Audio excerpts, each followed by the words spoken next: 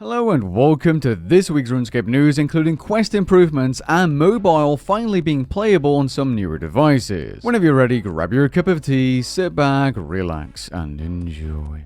This week features a peculiar update to the appearance tab in the customizations menu. You're now able to freely change your character's skin tone and gender as you please, as fast as you were previously able to change your hair color or hairstyle. What do you think of female Protox? I think it looks weird. Now, I'm not sure how this is a very useful update. I mean, how often are players really changing their skin tone and or character's gender? That being said, I do think that this is a quality of life change nevertheless. Now, there are certain quests in which you have to speak to the makeover mage, like the Land of the Goblins and Evil Dave's Big Day Out, and that is still a requirement as part of the quest. That being said, it doesn't say anything about the recruitment drive quest, where you actively have to change to a female character to kill some kind of NPC as part of the quest.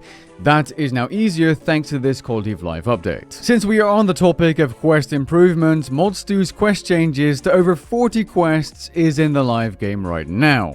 Most of these changes won't be something you'll notice, but in short, a large amount of quests are now more accessible to pure accounts due to the removal of certain requirements and replacement of direct XP rewards into usable lamps, which as a pure, you choose to not use, of course. Additionally, certain quests no longer have the same amount of required quests as before, like Desert Treasure having less requirements, the Enter the Abyss mini quest no longer requiring rune mysteries and instead level 5 rune crafting, the Ritual of the Mudrock quest now requiring Fairy Tale Part 2 instead of the third quest, and so on. If you're interested in every single change, go ahead and read the news post, which I'll link down below.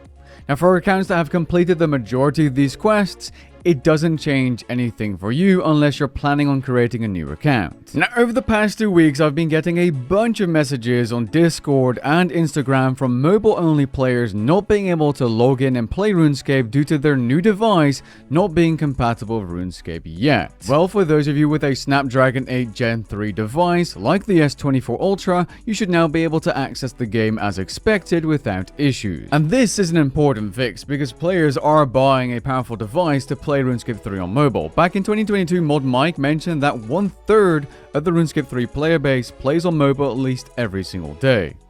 You know, people playing on mobile every day, which is fantastic. It's about 1/3 of our player base are using mobile on a daily basis. Another notable change added today is that you're able to now dye your first Necromancer armor. I'm still of the opinion that the tier 95 armor set is incredibly ugly, at least when compared to the tier 90 armor sets, but the weapons in the Ice and Shadow dye look really good. Before you start dyeing your weapons, you should consider the fact that Jagex is probably going to introduce even more necromancy cosmetics, including weapon overrides, in the near future, so that may not be worth it. I'll leave that up to you though. The Thalmond NPC was introduced last Monday, and I hereby want to remind you to check out his store this Wednesday, as last Wednesday, Thalmond was selling an uncut moonstone for a laughable price. I say laughable because players were farming for hours to get one as a drop on Monday and Tuesday, and you could then just get one like that for pretty much nothing. Makes me wonder what else he could be selling.